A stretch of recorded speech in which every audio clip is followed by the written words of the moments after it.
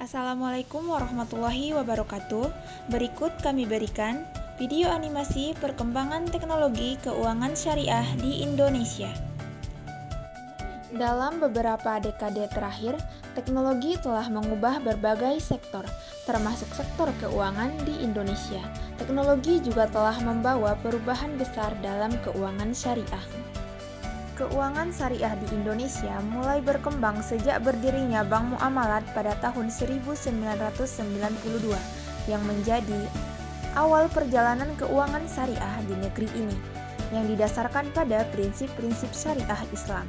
Sejak saat itu, berbagai institusi keuangan syariah termasuk bank, perusahaan asuransi, dan lembaga pembiayaan mikro terus tumbuh dan berkembang, menciptakan ekosistem yang lebih beragam dan komprehensif. Perkembangan signifikan berikutnya dalam keuangan syariah terjadi dengan masuknya teknologi finansial atau yang lebih dikenal sebagai fintech. Fintech menggabungkan teknologi dengan layanan keuangan, menghasilkan cara baru dalam bertransaksi dan mengelola keuangan. Fintech memungkinkan transaksi yang lebih cepat, mudah, dan aman, serta membuka akses ke layanan keuangan bagi mereka yang sebelumnya sulit dijangkau oleh layanan konvensional. Di Indonesia, fintech syariah telah berkembang pesat dalam beberapa tahun terakhir. Berbagai platform fintech syariah kini tersedia, menawarkan layanan seperti pembayaran digital, investasi, dan pembiayaan yang sesuai dengan prinsip-prinsip syariah.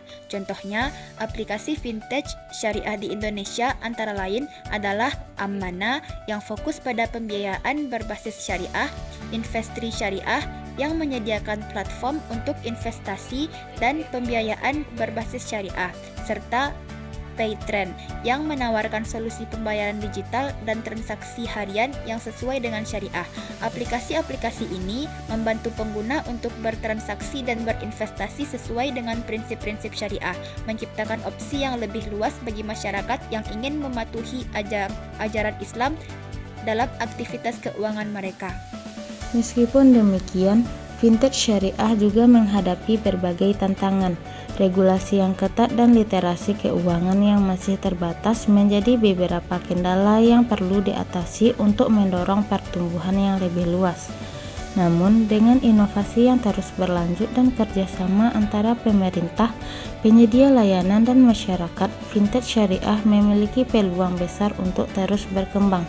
Dukungan dari pemerintah dalam bentuk kebijakan yang mendukung serta edukasi kepada masyarakat tentang manfaat dan cara menggunakan layanan fintech syariah akan menjadi kunci bagi masa depan fintech syariah di Indonesia.